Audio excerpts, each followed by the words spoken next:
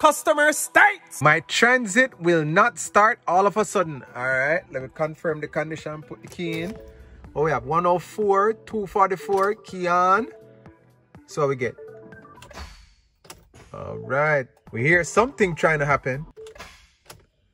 All right, nothing happens. That don't sound good.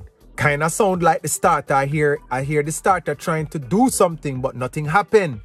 But the funny thing is, when the starter tried to do something, I feel like the engine tried to turn. That's not a good feeling, because usually when the starter going bad, you only hear a click. You don't really feel a thump. And I heard a click and a thump. That's not a good sign. Let's check the oil. Make sure that everything is good before we go any further. All right.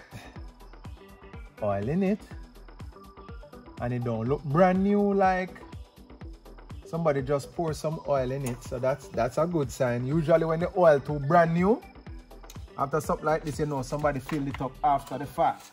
Well, the next thing what I'm going to check is that crank pulley. So we're going on with that crank pulley. So we're going to pick it up, put a wrench on the crank pulley and try turn on. So what we get.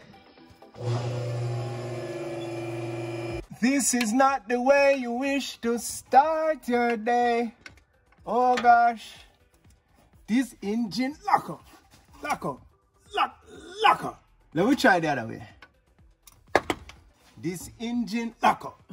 Lock up. Lock up. Did this engine lock up. Lock up. Lock up. Lock up. This engine lock up. Lock up. Lock up. Lock up. This engine lock up. Lock up. Lock up. Oh wow. Ford strikes again. Yes. Wow. And I called the dealer a brand new engine. Guess how much it is for a brand new engine? You would never guess. $3,900. Wow. From the dealer. So, this need a new engine. Yo man, thanks for watching. Have a nice day. Bless. Yeah.